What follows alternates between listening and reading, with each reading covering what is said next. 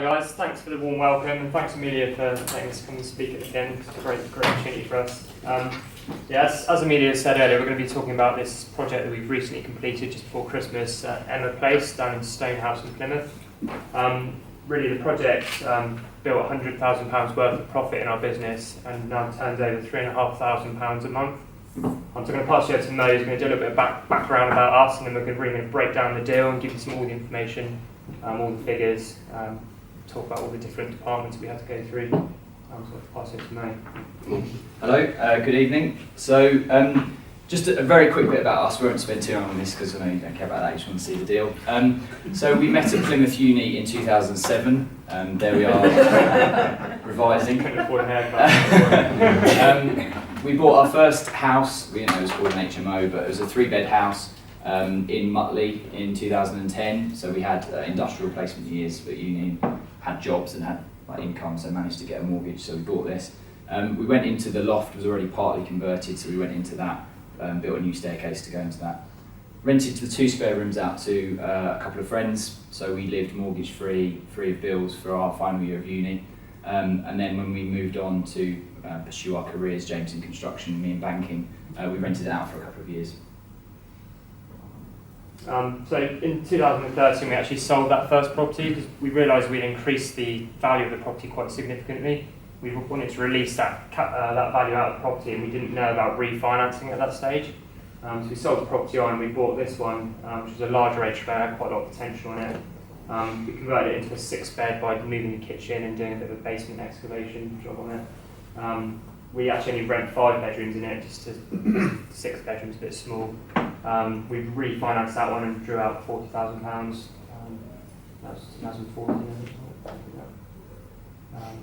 Also 2015 is when I quit my job. So at this stage, last year we bought a few HMOs, and I realised this is really the time for me to step out of full-time employment and go into property development full-time. So just preceding that, really what kicked that off was we started our property education. So we didn't have any education in property. Actually started with Simon Zucchi's book, and then we started going to PIN meetings, went through a couple of training providers, ended up landing on the Progressive VIP program, which is a year-long mentorship and accountability program, which was for 2015. So we did it January to December. So that's that brought us on to 2015. This is just an overview of 2015 for us. So these are the properties we bought. The one at the top there is Emma Place, which is the deal that we're going to be breaking down and discussing today. So how did we find it? So the first part is really finding the deal. So it was actually sourced through an estate agent. I think it was Connell's actually. We were viewing a load of other HMOs in Plymouth. They were all a bit too nice. They were all, you could just move in yourself. So I was kind of saying that they're too nice. There's no scope to add any value to them. So he took us to Emma Place, which from the outside actually looks all right. It looks quite decent. But as you go in, you can see that there is a bit of work required. Quite a lot of work required, and it absolutely stank as well. So I've been rescuing dogs and keeping loads of dogs running around this place, which is full of dog ear and really stunk. So the first thing I did was call James and say we have to buy it, obviously, because there's loads of scope to add value. We could really, although it did stink and it looks disgusting, there was loads of scope to add value. You could see the potential in it. It's massive. It's just brilliant. It's just an amazing house. So we ended up buying it. It was a repossession. The previous sale had fallen through with a different estate agent, so they were quite motivated to sell it. We bought it for £199,000 just with a mortgage, and we funded build costs through just JV finance, so joint venture finance, if anyone's familiar with that. We basically just borrowed money, friends and family, people we met at networking events, friends of friends, people that contact us on Facebook, anyone, we just borrow money off anyone. We pay 10%. We pay 10% per annum, which is a great deal for us and for them. And when you see the figures, you realise that that's actually not a lot of money. You think it's a lot of money to pay out in interest, but actually it's not when you're getting a good deal out of it yourself. And we had a few little contingencies, as you always do with these type of projects. So we had a few 0% credit cards that we used for those as well. So really, this took us to the stage of we bought the house, we need to get into the planning process. So we started off by doing a pre-application. which we go to Plymouth Council and you get advice on the planning. You give them your plans and kind of your design and see whether they favour the design. They give us really good initial feedback, and then after that stage we go into these three other areas. It's listed building, HMO licensing and building regulations. It was a difficult project, so you have to take the requirements of all four departments within the council and really deliver a scheme that impresses everyone and hits all of the points that everyone needs. This is an example. So this is a floor in the lower ground floor, which is a Plymouth marble. As you can see, it's got really nice veins and colour and stuff moving through it. The listed buildings, or conservation officer, said this is a really important part of the listing of the building. Building regulations are saying this is not in the nature of building regulations because it's not got a damp-proof course, it's not got any insulation underneath it. So we have this conflict that we really struggle to get through. And they still actually haven't signed off our building regulations. They need to monitor it now for a year to make sure we don't get damp ingress, etc. to the floor. But that was the sort of challenges we were facing all the way through the project. So just run quickly through the works and the phasing of the works. One of the important points for us was to get the building watertight as soon as possible so we can start building inside and there wouldn't be any further damage. So we totally replaced the roof and felted it and got a 10-year guarantee on the roof. We decided to do a full new wire and all new plumbing system throughout the whole place so we could really modernise it. These are a few of the things we did. We put plug sockets with USB points on. It's really attractive to all the tenants that we brought onto the property, and also hardwired internet through all of the rooms. People like gaming and stuff now, and they want to be able to plug straight into the Wi-Fi and get decent internet. We've really added value by the kitchens and bathrooms. We've really spec'd these up, and it's really made the rooms rent for really high value. We'll go on to the numbers now. That was partway through the project when the scaffold was up. We're decorating the outside and really slating the roof. Natural slate. So part of the sustainability of this project, this is quite a unique part and a bit of innovation. We didn't even know when we bought it, we found this underground tank, which we've worked out 10,000 litres, big 10 metre square tank. So we decided to set up a rainwater harvesting system, so all the rainwater that comes off the roof goes down and fills the tank.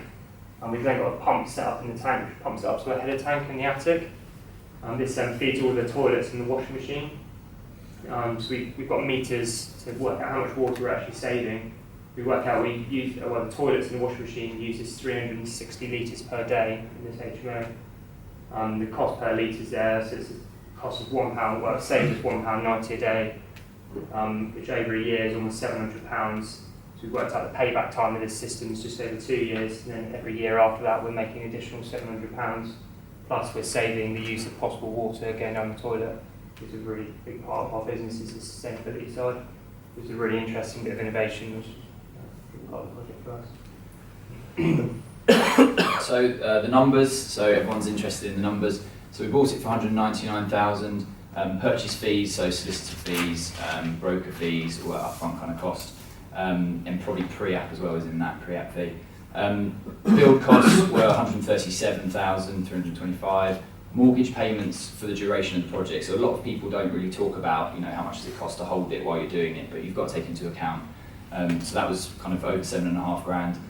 Project management fee. So as James alluded to, he quit his job, so he needed some money. So we put his kind of salary for that into the job, which again people don't account for if they don't account for their own time, and it's not necessarily representative if you're then going to quit your job to go and do the project. Non-mortgage finance fees, so as we said, we borrow JV money, so that's the interest we have to pay on that to do the development.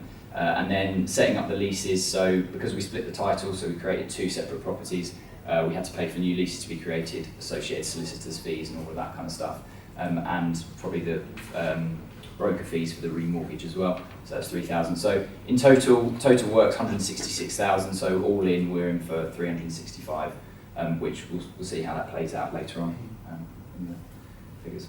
So these are before and after photos really just to show the extent of the work that we completed. As you can see, we've spent quite a lot of money on this project, but really improved the quality of the house throughout. So we're just going to flip through some photos. We've got really big rooms, which has been great for renting to tenants. This is definitely had some really serious damp issues coming in through the roof. That's why we've got the roof. Big ensuite bedrooms. The features that really sell the property now. We've got these great listed features. That's a communal bathroom, another bedroom. And this is the 2-bedroom apartment downstairs with the flat. And there's the bathroom of the flat. You can see here that there's quite a lot of these really great features that are hidden behind the walls. So they've plasterboarded over all the walls to try and stop damp down there, which is actually the worst thing to do. So we've taken up all of this overboarding, used traditional lime plastering, which allows all the moisture to come out of the wall and be evaporated into the atmosphere. And it also allowed us to have all these really nice brick arches and stuff on display. So that's a new kitchen. We also tanked this basement to stop any further issues with damp. We had a plastic membrane on the back walls that were underground. Okay, so a bit more on the numbers. So what was the outcome of the project? So I suppose the summary would be we've got a high-end 6-bed HMO and a 2-bed apartment. Brings in over £18,000 net profit in a year. We've got none of our own money or any JV money left in it, it's any mortgage money left. But we've got £100,000 of equity, so if we sold it, effectively, that's what we've realised. So how does that break down? So we've got the 6-bed HMO was valued at 300,000, the 2-bed apartment was valued at 170,000. So you can see that's really where we've got a lot of the value from, doing the split title and splitting 2 properties from each other legally. So the total value was 470,000. In terms of the refinance, who here knows what LTV stands for? Most people. So for those that don't, LTV is basically the percentage you borrow against the value. So how much debt do you get against the value? So we borrowed 80% of the value of the house, 75% of the value of the apartment, which meant we got 367,500 out.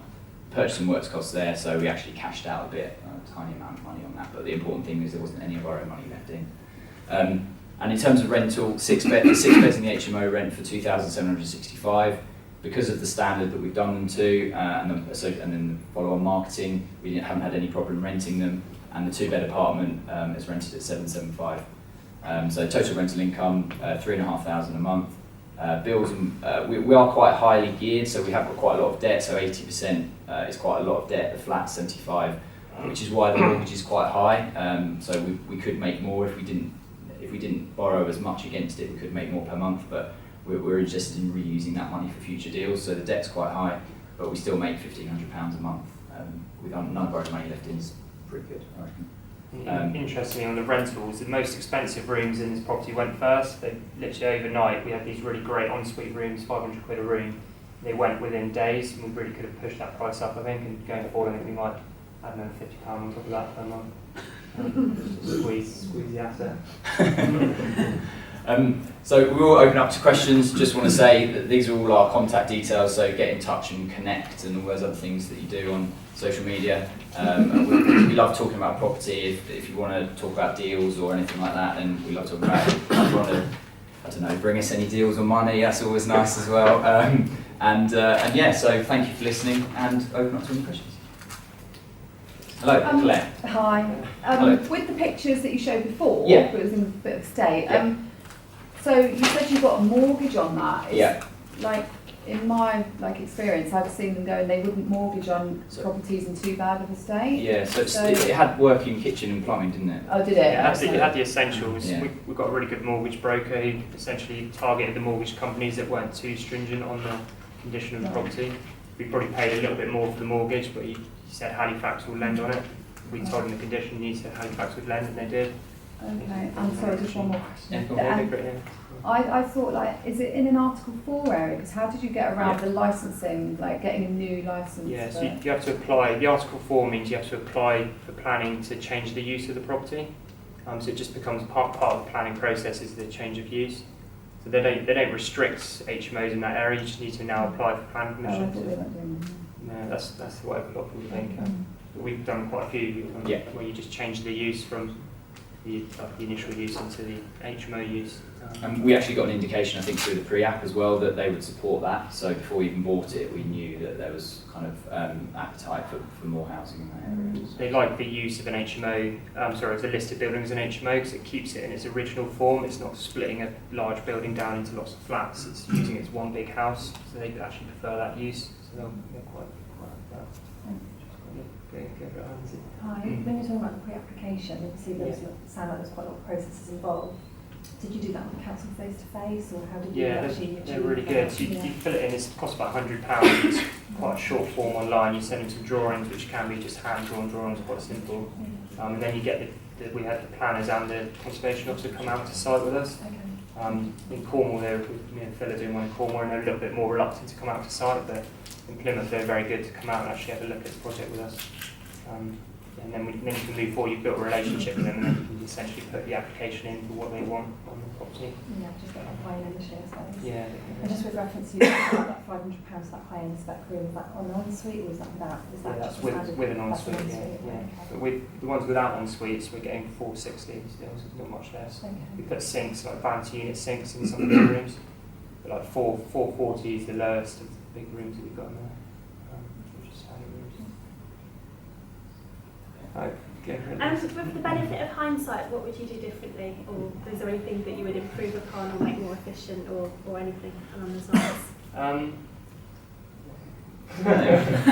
Or was it that? I think we just do it. I think we just try and do it quicker. Although there isn't a lot of scope to do it quicker, but the longer you do it, the longer you're paying for finance and for project management fee and all that other kind of stuff. So I think using bigger. We used a lot of small contractors that were kind of like on day rate sort of basis, which wasn't the most effective way for us to do it. I think using slightly bigger contractors that include all the materials. I was doing a little bit of ordering materials, and then they'd be using the materials, and it wasn't an efficient. And also a follow-on from that, which is a really good point actually. A follow-on from that, and then the bank account has like 500 accounts in it and 500 lines in it, and then you've got to reconcile all of that. So if you've just got like principal contractors or you've got like subcontractors taking it, then they handle all that, and you just get big lumps of costs. Essentially, include materials into their quote rather than buying your own materials. It just saves loads of hassle. Yeah, get rid of it. No, I can't lie.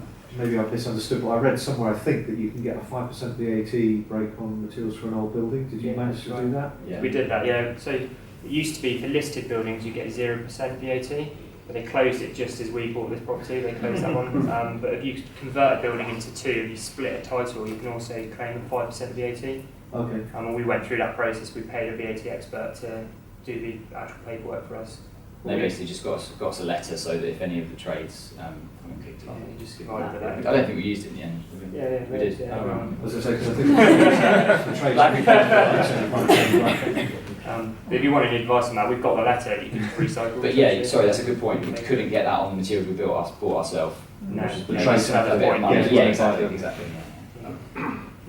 do you want to go again? Go on, Amelia. Thanks. I want to know, when you bought it, what was the building listed for? What was its list price? It was on for 200, I think. Yeah. It was 200,000 and we bought it for 199.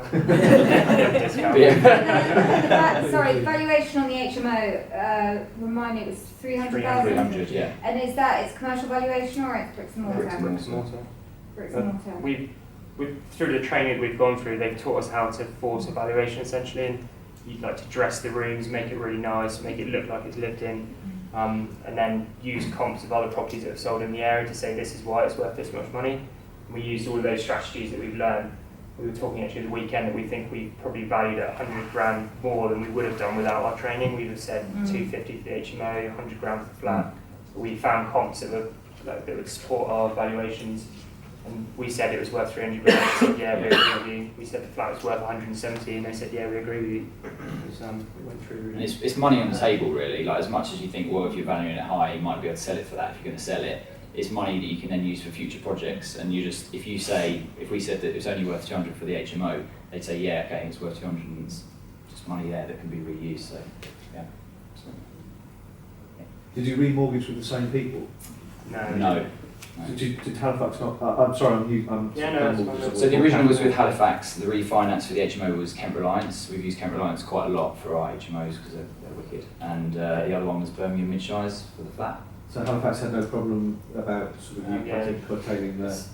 Yeah, they did. So there was early redemption fees, but we were aware of those at the beginning.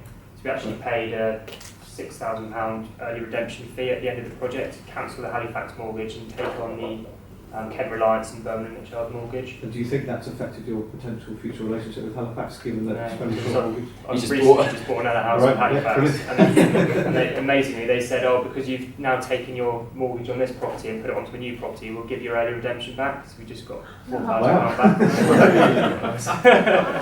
But no, we haven't destroyed our relationship. No, not at all. Go on, Claire. A little bit similar to what Amelia asked. A lot of emphasis in training and when you're looking for property is below market value. And so Amelia asked that you didn't really get it below market I value. don't So, think it matters. Everyone talks about yeah. that, but you've got to work back from how much you want to get out of it. And so how do much you you're gonna spend on generally it. not worry about that as a strategy? You sort of will go in, get something at the price that's listed and then do it that way? Yeah, it depends on the deal. The deal's got a stack, and we knew it stacked at 200 grand, so we would pay 200 grand for it. And because we were splitting the title, we were just adding this 170 grand asset onto the bottom of it. We could really just add a huge amount of value to it. We knew that at the beginning, so it wasn't as important for us to go really below market value. It probably was below market value just because the Because it's position it was in. repossession, yeah. It was a repossession. It was already there, I think. Anyways, go on. Sorry, I pressed the time cards. Questions on. At what point did you go for the pre-planning interview? Was that before or after you made the offer? Had you secured the property? We'd made the offer, but we hadn't yet exchanged contracts. Right. It was days in it. We did the pre-app, or we had the walk around. I didn't have the response back, but I had the walk around plans a few days before we exchanged contracts. So when you buy repossession, they make you exchange within a certain amount of time and then complete as well. So yeah, a few days. They said, yeah, we like your plans, we'll support you. So we then exchanged contracts. And you'd have been prepared to sell out if needed? We would have probably pulled out. Yeah, I think that if we would, well, if we could have even just gone in, tightened it up, and put it back on the market, right? So that's always, when we look at these types of things, there's always another exit that we could do. Because I think we could have sold it for more if we just, because it was so disgusting. If we just gone and stripped it out, someone could have seen the potential probably for like their own house to live in. So it's a beautiful house. But yeah. Go on, I just Amelia. want to ask one last thing. What did they make you do in terms of soundproofing between the flat and the upstairs house? So we had to do a full acoustic ceiling, which is 2 boards of 50mm plasterboard on like a metal frame on the ceiling, and 100mm of sound quilt, which is like thick insulation, sound insulation. And then they come and actually test it, so they have big speakers upstairs and they pick up the sound downstairs, and you've got to meet the current building regulations levels of soundproofing. They do impact testing, they really do test it. And that also acts as the fire break between the 2 dwellings. So yeah, you do have to bring these sort of old houses up to really high levels of sound, acoustic and thermal as well. Any other questions? Thank you very much. Thank you.